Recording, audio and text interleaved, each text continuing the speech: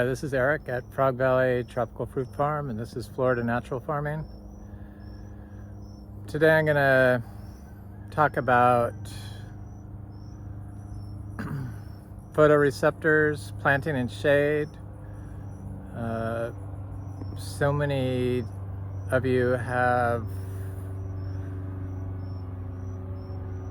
an ambivalence from planting trees in close proximity to another, and I get some people come by here and try to look at the angle of the sun and stuff like that when they see something I have growing that's fruiting in like 60% shade. And I'm like, what are you doing? Oh, I'm looking to see the angle of the sun. I said, oh, I don't pay attention to that. I just kind of have a feeling where to plant, and I just plant. And it turns out that plants actually have better metabolism when they're under light stress. So it kind of makes sense because it's akin to a blind person whose sense of smell and touch is enhanced because they have lost the sight sensory. So it turns on other metabolic pathways. So it's a cellular transduction. So it stimulates gene expression. And that's the same thing that happens when you plant seeds in shade. The photoreceptors turn on, like, I think it was 9,000 different genes that get expressed in low light conditions. And I'm not talking about annual plants. We grow tropical fruit trees here, and a lot of our tropical fruit trees are from the Amazon rainforest or from shady conditions. So they fruit and produce in full shade. The Garcinias, which is what we specialize in. We started this farm about 8 years ago to be a Garcinia farm, or Achachiro farm. And little did I know then that it would take years and years and years for our trees to start producing, but that's okay. It's been an interesting journey. Citrus is one of those trees that does better in shade. As people said, it looks like you don't, somebody commented, it looks like you don't pay attention to where you plant your seeds, that you plant them anywhere you want. And most of them are being planted in full shade. And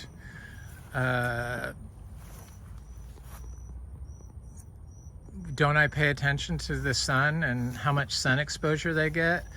And the answer is no, I don't.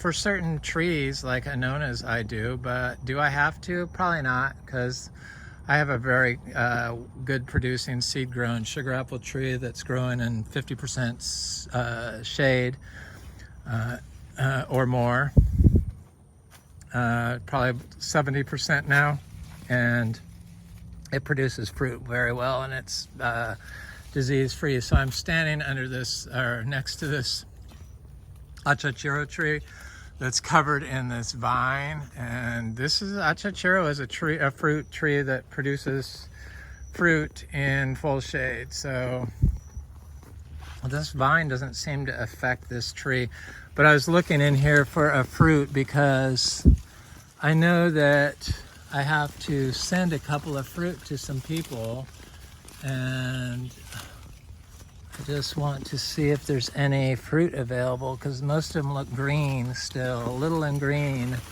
I'm not really selling that. I have turned a lot of people on to it. When they come by here, I let them taste it, but I don't have enough fruit at this point to sell to anybody else. It's I wanted to plant all of them myself, but of course I'm going to share with people, so that's what I do. And I wish I could fill everyone's order, because I could sell hundreds of these fruits, thousands probably. And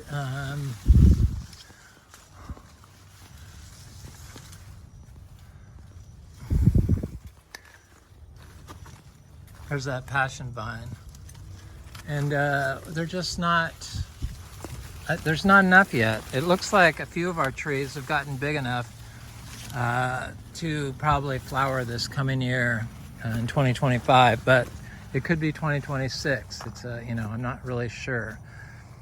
We grow everything naturally, so we focus on soil health, and in order for you to get the benefits of growing in a shady environment, you really have to pay attention to the whole system. So it's a whole ecosystems approach to functional farming, much like functional medicine, functional farming, much like biodynamic farming, looks at the whole system.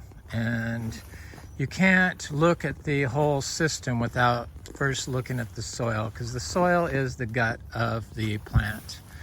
It's just like the gut for us. It controls all the signaling, and if you don't look at the soil, nothing is going to ever work out well for you. Sure, it will temporarily, but you're going to wind up with disease and short-lived plants, much like they do in citrus. I'm not sure if that achachiros fruit is ripe today, so I'm gonna have to text my Austin. I don't think I can send the achachiro fruit to you today, because it's just not ready. So I know you wanted an achachiro fruit, so I'm gonna have to wait. So you have to look at this soil. You have to focus on removing yourself from the system. You have to not worry about how much sun, because most people I know grow in little tiny yards. What are you going to do if all your neighbors plant trees in their yard? You're going to be like in a shady environment, except for when the sun's directly over you. So they worry about what I do. Oh, don't you worry about the sun? No, I don't worry about the sun. The trees actually adapt better when they're grown in shady conditions, it turns out. And I used to think that the shade was important. The overstory was important to protect the plants from freeze. That's one aspect of it, but the photoreceptors that are influenced by low light conditions in a plant turn on the genes that make your plant more capable of combating abiotic stress, which is a freeze event. So they're more likely to be better able to overcome a freeze event if they are grown in low light conditions. I'll do links to these studies. It's fascinating. We just don't know everything, and we just focus on annual crops, and trees are much more complicated than annual plants that they do all these studies on, these control studies, which make zero sense. They never look at nature.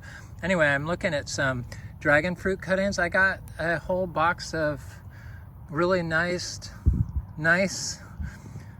seeds and all these super nice dragon fruit cuttings. Pink Panther. I like how she put soil with the arrow down there. Thanks, Gemma Pog on YouTube. So Pink Panther, Vietnamese white, Israeli yellow, and Zamorano, Zamorano red. So that's a red flowered one, which is really exciting. They look like really good varieties. Thanks, Gemma. She also sent me like 50, Ramini? I can't think of the second word. It's a jackfruit variety, which looks good. It's like 50 seeds, and then a variety of guanabana from Malaysia that she's fruited. She's over in Sarasota, and she is one of the first people to ever buy our zebu manure from me. She does it every year, and she makes biodynamic 500, so biodynamic corn. We used to be biodynamic certified. That's how I first started paying attention to looking at the whole farm as a microorganism, or a living organism, not a microorganism, but a living organism. So everything is interconnected. I've kind of moved past biodynamics. We're not biodynamics anymore. I look at it all as a functional farming system, where everything is interrelated, and we don't focus on nutrients. Not only do people focus on worrying about the light, like they'd cut this tree out, this guanacaste tree, and they'd probably prune back this tree so that more light can get in the system. But that's going to make your trees more likely to succumb to a random freeze event here in this part of Florida than if you left the shade in place. It makes your trees and plants stronger, and plants and trees especially are more photoreceptive to different levels of light, so blue light, green light, red light, and then they convert it, and they also, which I'm not going to get into, can work with bacteria through a process called transduction to send light long distances away from where the light is hitting. So they use like some sort of prism effect, and they do a quantum, or not a quantum, but when they all work together, I can't think of the word. Sorry. They work in unison with each other once they reach a quorum sensing. That's it. Quantum sensing, quorum sensing. So they do a quorum sensing, and they can direct light to a plant that signals to the environment that it needs some light. So it's all about signaling and communication and gene expression, and how you're growing your plant, and the amount of stress that it gets, and light and lack of light is a sensory deprivation. So it's a stressor to plants that they're able to overcome. And so many people come here and say, oh, your tree is leaning towards the light. I don't think that's the case. I think that the tree has probably elongated its leaves, and it's grown taller because of the lack of light, and then it got top heavy, and when the soil gets waterlogged, it leans over. I don't think it's really reaching in the direction of the light, because the light changes from this side to this side. So if that's were the case, the tree wouldn't just go in one direction. It would move back to the other direction. Leaves, I know, can do that, but I just don't believe that the tree is doing that. I think it has more to do with being top heavy and the soil being so moist. But here's where a lot of my stuff gets planted. We do a lot of stuff in full sun, but I don't like walk around in full sun. And a lot of these plants that we plant here are all able to produce in full shade. And even my mangoes, our mangoes that produce the best, get a certain amount of shade. I mean, all you have to do is look at a cornfield and see that they're all tightly placed together, so the majority of the plant is getting shaded, and just the top portion is getting sun. So if it had to be surrounded by sun all the time, they would have like a 5 foot to 7 foot space around that plant so they could get more hours of sunlight. But no, they're all being grown close together, and that's how we grow here. I don't abide by anybody's predetermined rules they have ingrained in their head from conditioning from other people. I just use my own intuition, and it served me well planting this farm out. And I planted everything here except for, of course, the large trees, and everything seems to grow. We grow about 300 different species of rare tropical fruit trees, cacao being one of them. We weren't even supposed to be able to grow and fruit cacao in this part of Florida, but not only do we grow it, but we dry farm it. We do not water.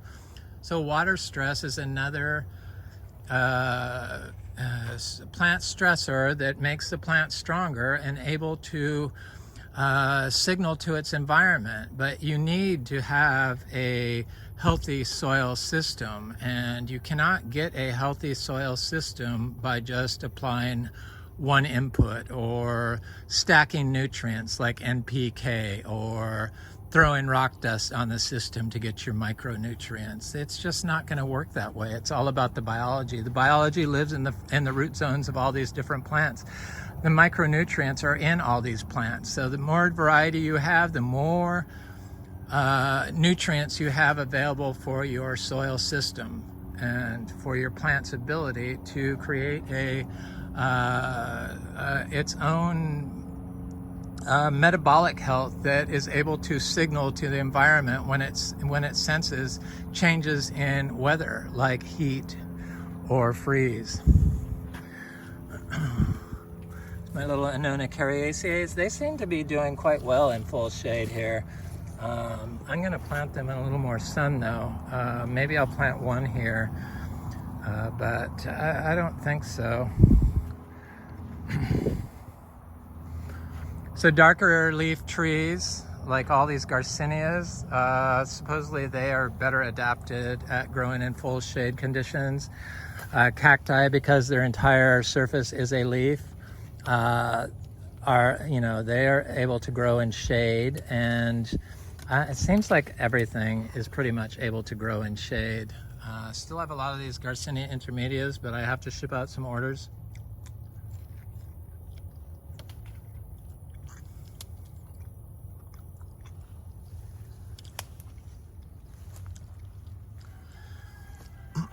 And boy, they're good.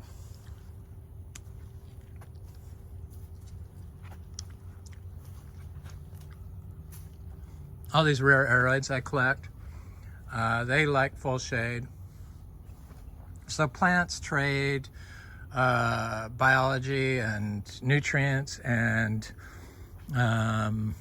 information with their symbionts with the help of the mycorrhiza fungi and other fungi. And that's why I try to plant shade-loving plants with plants that you may not think are shade-loving, and most people would plant their bananas in full sun, but I found that they grow quite well and fruit in full shade very well. So they look nice in full shade. They have huge leaves. There's no reason why it couldn't grow in full shade. Coffee seems to grow well in full shade. The durian seems to grow well in full shade. And they're going to fruit. Well, hopefully the durian will fruit. Coffee I know will. Our cacao is blooming. We have two types blooming right now. We have our Trinitoro is blooming, and then we have this yellow rib that's produced. This tree produced 30 fruit for us last year. It did have some dieback from the drought, but I'm positive the drought dieback this year out of all the years was because they turned off the artesian well on the property next door. So the ditch, a lot of people would call it swale, but it's a ditch here in South Florida because it's flat, so the water table can show you how high the ditch can show you how high the water table is. Or if they have their flow well on, it just stays high because they leave a water source on running year round for the last 8 years, and they turned it off for the first time this year because they got a new owner. I'm glad they did. But it affected some of my trees. It affected the oak trees more, the little native oaks. A tree that probably would have done better planted in full sun is this Nochlea latifolia right there.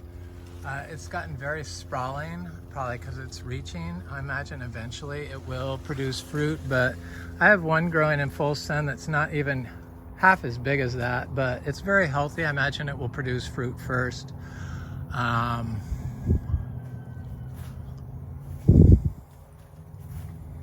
noticed the other day this the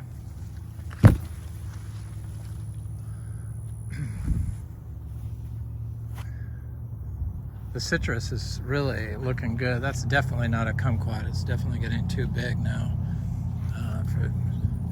Too big and too round. But maybe it's a little clementino, I think. A clementine, possibly. A lot of fruit on it. This is the first time this is fruited, that tree. It's all our citrus is seed grown. We grow about 15 different types. Here's a citrus right here. I believe that's a pomelo. I'm positive it's a pomelo. But I have this, it looks like a green sapote tree. I'm thinking that's what that is. I don't know because I don't mark my trees or seedlings. I planted it with I planted a little Ingafuilii next to it. It's going to be very deep shade here. People are like, aren't you worried about the trees shading each other out? Well, it turns out that the shade actually benefits the tree. And they can overcome a lack of sun and red light, and still grow and thrive. And especially these trees, because the Ingafuilii is going to be an overstory tree, and they can adapt. And it turns out if you start them in more shady conditions, they have a stronger plant signaling mechanism built in place. So they're able to communicate with their environment better because they've turned on more genes to express themselves. So what they're exposed to from the time the plant is a seed determines the metabolic health of the tree. And that's why we focus on the soil health. We stay off of it. We do not compact it. I do not use chemical fertilizers, fungicides, herbicides, ammonia, urea. All those things are detrimental to your plant's metabolism and its ability to signal and communicate with the environment for help during changes in the environment. So that's just a known fact. I'm going to do links to these studies, but that's pretty much known now. People, for some reason, because it's been taught for so long, have trouble overcoming that knowledge. But it's just like people that eat poorly and don't exercise and then have all these heart issues or have diabetes or stuff. And you have to tell them, well, you need to adjust your lifestyle. And they just look at you like you're retarded. They'd rather just take a pill. That's what pretty much modern agriculture is. They're looking for the one fix. Oh, well, you're short in this nutrient. You're short in nutrients in your system because you don't look at the whole system. And probably your soil is compacted, and you have too much sunlight and not enough diversity, and you're feeding the wrong foods to your plant. So we only feed pretty much raw zebu manure. A lot of people would freak out. There's rules against using it, but ours are all holistically grown, grass-fed, miniature zebus. We do not worm them. We do not give them micronutrient or minerals blocks. We do not give them wormers. I said that. We do not give them antibiotics. We don't give them anything. We don't give them shots. People will have miniature zebus. They have issues with selenium deficiencies and all these other issues, but they're giving their calves grains. Processed grains is processed food, just like water-based fertilizers is processed food for your soil. It's just not good. And then they worry about, well, there's not enough calcium. You need to add calcium. And so they put lime down or gypsum, and that just further disrupts the soil organism and puts other nutrients out of range for your plant to uptake, and affects microbial life. And all these nutrients are here if all this stuff can grow. If you see this in your yard, this is a great place to plant a fruit tree, because everything's growing there together. It's just, you know, it's going to do well, and you don't even have to water it here in Florida. That's the amazing lesson Florida has to offer. You don't even have to do a thing. You just have to plant it and feed it the right stuff. So probiotics, which is the grass hay that we use, our zebus sleep on, and prebiotics, which is the grass hay, and probiotics, which is the cow manure in our hay. Not a lot. One little pile like that a day is all we do. It turns out to about 50 pounds of nitrogen per acre per year. I know the state came by here and wanted us to keep track of our nutrients from our cows that we use to apply, because they're worried about the nutrient pollution in the Indian River Lagoon. So they want to monitor what we're using, blah, blah, blah, blah, blah. Insist I do a soils test, even though I never had to do a soils test before, because everything we do focuses on what you would do if you had a soil deficiency when you're growing organically. And so it's like, why would I do a soil test if you're just going to tell me to do this? Well, we want to make sure you're not applying too much nitrogen through your cow manure. So I said, okay, we did our soil test. They sent it back to us. They told us to apply 150 pounds more of nitrogen per acre per year. So screwed up. It's a dystopian world we live in Florida. It's just so screwed up, and Florida could be tropical fruit Eden if we just get out of nature's way and stop putting our conditioning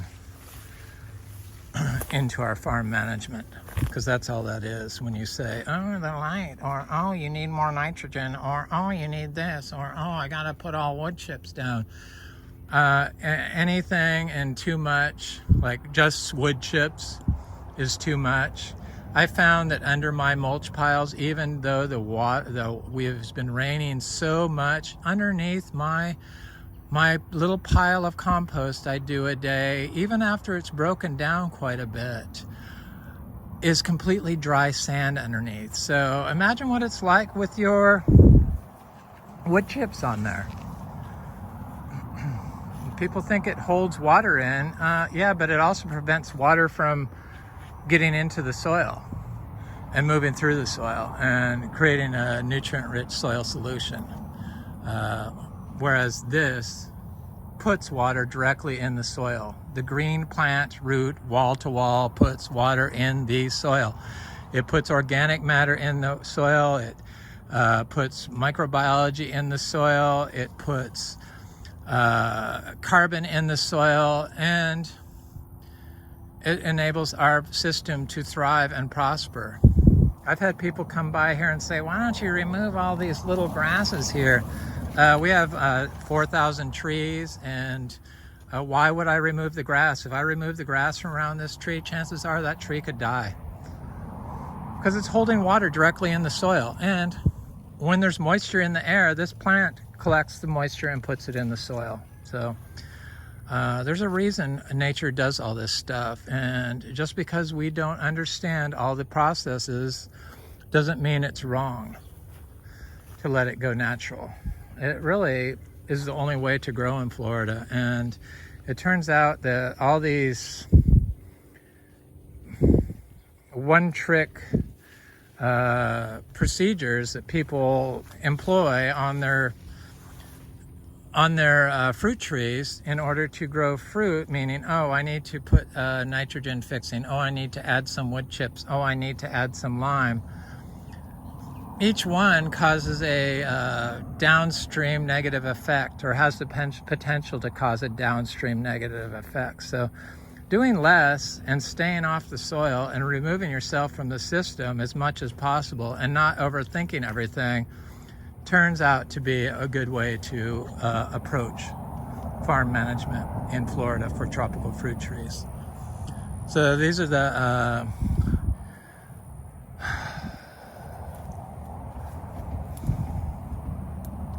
These are the seashore mangosteen, and I have a couple of orders, 3 orders of this I have to send out.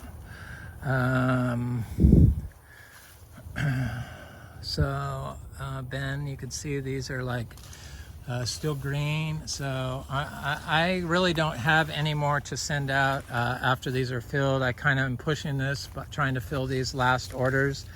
I wasn't going to sell any of these, but I got quite a bit of seeds of this. This is like, I think, my favorite Garcinia to date that I've had. When they're ripe, they're perfectly delicious. When they're yellow and underripe, they are a little tart, but still good. But when they are ripe, you know, a little pink, red, they are like perfect, delicious. This one, they turn yellow and then they turn pink and then they turn red. I'm gonna try to get a couple out, but I'd like to get 5, but they're kind of small. There'll be a seed in them. I mean, this is very small. This is very small, but there's a good size one there, much larger. So, I mean, I would have trouble charging $7 for something like that, even though there's a seed in it, but I just couldn't do that. So maybe I'd cut the price in half and try to fill the order. But none of them are ready, but I think tomorrow I can send out a Chachairo to 2 people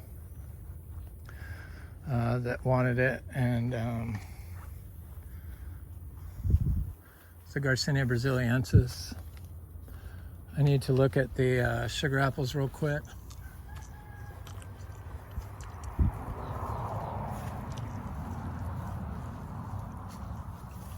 I just felt my video yesterday, or 2 days ago, was like so bad. I had stayed out in the sun too long. I'd been working out in the sun, and then I just decided to do a video. And I hadn't been reading very many studies, which I like to do, but for some reason, I hadn't been reading anything. And my videos suffer because of it. So it appears like it's all shade here, but it's really not. This gets quite a bit of sun. These jackfruit trees. Just so I don't walk around in the sun a lot. And then up here where I have my anonas, they're pretty much in full sun all day long. So along here, I just want to look at these sugar apples.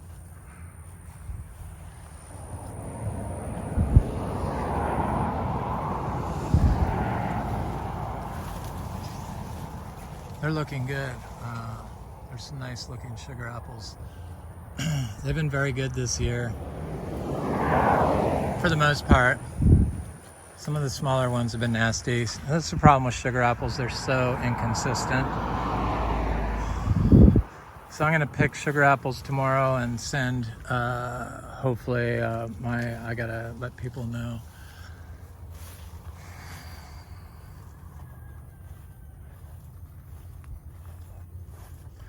Let people know tomorrow I will send out fruit, but not today.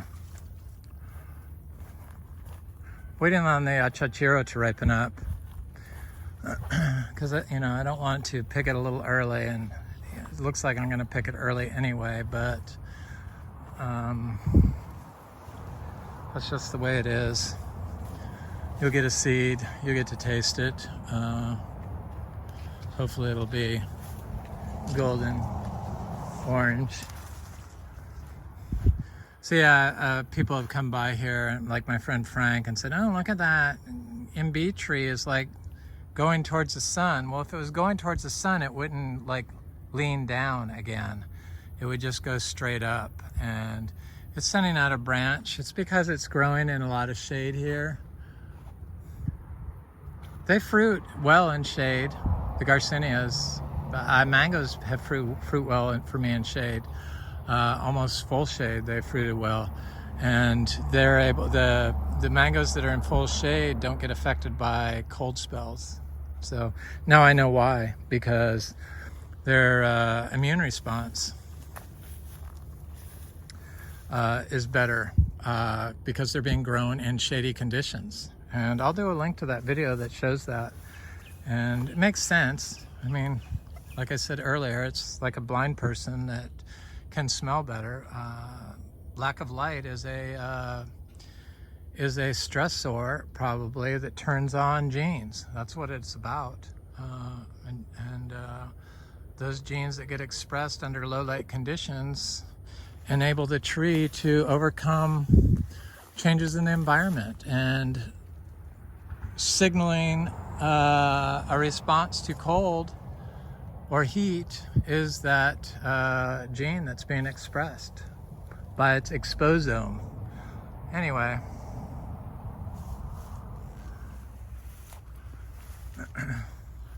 this is an Inga. I mean, if this was growing towards the sun, it would go up that way. So it's because it's growing, it's elongating, it gets heavy, the soil gets wet. That's all that is. I really don't think it's reaching for the sun when it does that. They think it like it's going away from this tree. I don't think so. Otherwise, it wouldn't be sending out a new leader there. People overthink stuff too much, and I'm the opposite. I try to look at everything. I did a bunch of those red hog plum cuttings, and I like to do them very big because they seem to grow right away. There's one right there. It's fairly large. I love that hog plum, the Manzano red, Spondius Mombin.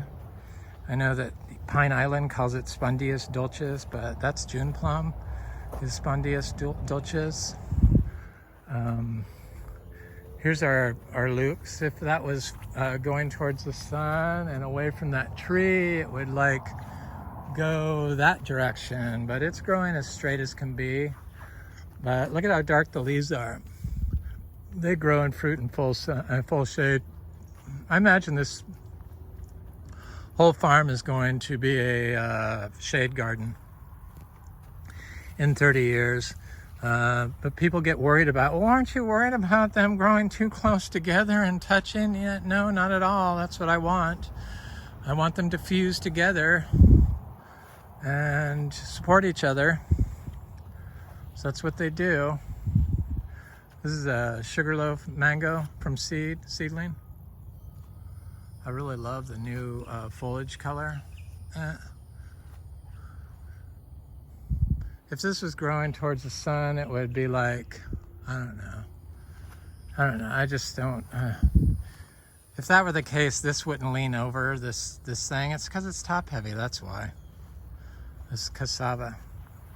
I'm gonna look at this other Garcinia livingstonii here and see if it has any sign of flower. I thought I looked at the last video I did. In fact, it's got these little, yeah, it looks like it's trying to do a flower. So hopefully this tree has never produced a second crop, but I've been giving it our daily compost. So I gave it a pile after it fruited. It produced fruit to maturity for the first time this year. This one is leaning that way also, and there isn't a tree next to it. It's just they get top heavy. It is in a slightly shady position because it's got that pine tree. But the sun for half the year is on the other side of these trees. So if that were the case, it would turn that way in the winter, but it doesn't. But the leaves do change and follow the sun, definitely. Let me look at this insignia, Platonia insignis is what it is. It's like a really extraordinary fruit. Growing in this jungle here, seems to like it. I have a stake for it somewhere. Do I?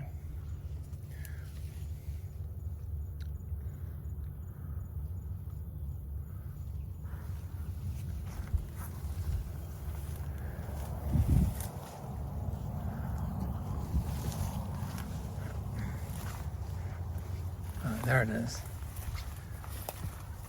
Hopefully it's doing good. It's growing in all this cassava, full shade. Boy, it looks good. This looks like a really good fruit. Huge seeds, looks very good, looks very healthy. Full shade. I love it.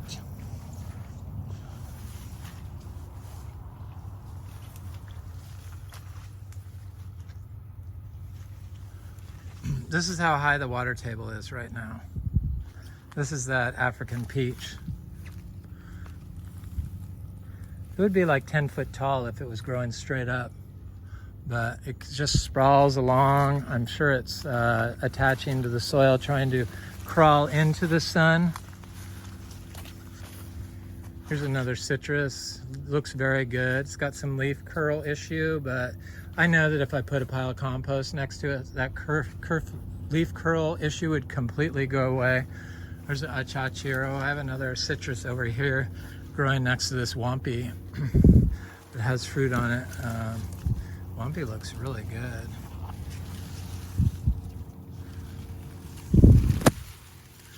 It was under drought stress, so this citrus has 2 fruit on it, and the tree is growing here with this cassava, and it likes the shade. That's the first time that fruit is, or that tree is fruited, so I think it's the same type as the other one. They look like the same fruit. We do grow 15 different types of citrus, but I'm not sure who that was. I thought it was a kumquat, but now I'm thinking it's some sort of clementine. Not the Rubino, but just the regular old orange one. Look at all these freaking mosquitoes. That's what's wrong with here. Thousands of bugs. Bugs everywhere. But bugs are nutrients. You don't want to kill them. We need the bugs. They're a pain in my arm and in my face, anywhere that's not covered, but they make me itch a lot, but I know that they're necessary evil because they're nutrients. These anthuriums are looking great. I think this is Capulus spathum. Looking good. That's Pseudospectabile.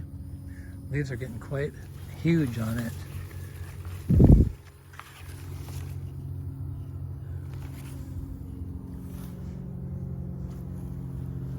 Can't wait for all these to fill in here. Here's another big anthurium. That was Anthurium Capulus spathum. That's Anthurium regali. There's our Anthurium waraquianum. It's trying to grow up at the tree finally. Took a while, but seems to be doing it. All of my aroids that were growing in that tree got ravaged by something, and now they're just little tiny plants again at the bottom.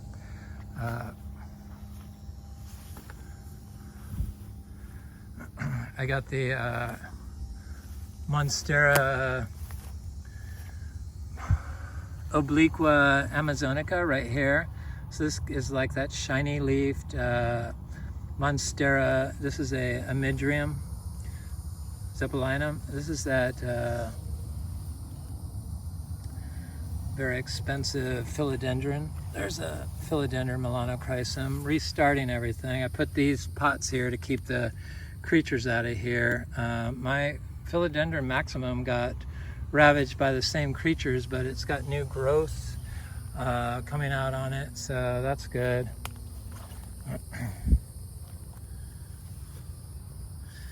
Here's a little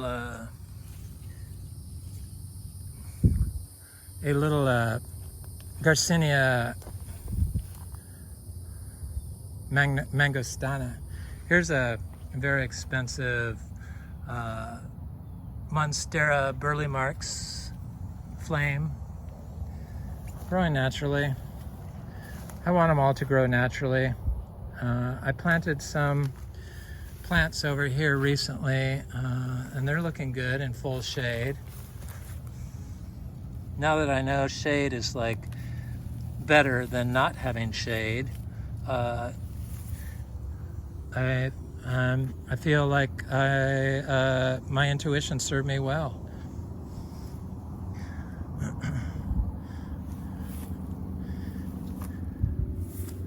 Here's that little Garcinia una. I bought a little tree from Bellamy Trees. It does well. Here's a Garcinia of some sort. I think that's the cherapoo.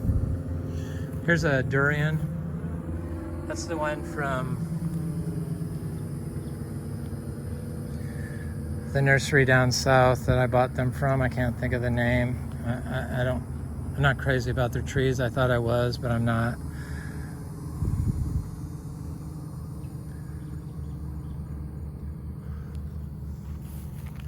Little cacao, doing good.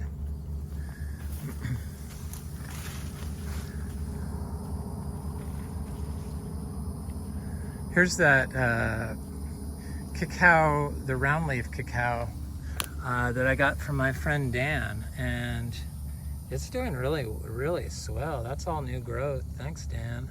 He lives in Sebastian, works for a tree for me.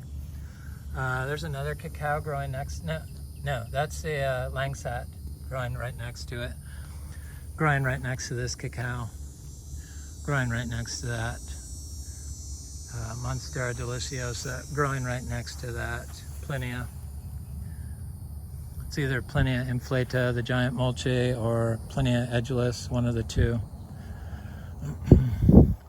I also have the jaguar cacao, a couple of them planted. They're doing very well. Right there is one. Right next to that, Monstera esqueleto. There. I thought that died, but it grew back after it rained. Shade. Shade's important, especially today when the planet's so hot. It's been horribly hot. I'm so glad we have shade. I couldn't imagine living in a space without shade. The neighbor's property, the 10 acres, I saw people looking at it yesterday. I did see them doing video aerial footage, so it is, I think it's listed. I'm excited to see how quickly that sells. I wish somebody that grew regeneratively that wanted to buy a farm near me would purchase the 5 acres. He was trying to sell it for $375. It's not the best parcel, but it's got that huge giant barn he put up. It's unfinished. He drove all over it, so you know the whole thing is compacted, but there's all stuff you could overcome. He was asking $375. I'm excited to see what the price is going to be. Anyway, that's my video on photoreceptors in plants and phytoreceptors and plant signaling, molecule signaling, and some of my fruit trees. Some of our fruit trees would grow here that grow in full shade and a little bit of sun. This is Eric at Frog Valley Tropical Fruit Farm. Have an excellent day. Thanks for watching. Please like, share, and subscribe if you enjoyed this content. Leave a comment. If you want fruit, watch my last video. We do not have any achachiro available. We do not have any seashore mangosteen available. I have to fulfill orders that have been placed on those two fruits. Have an excellent day. Thanks again.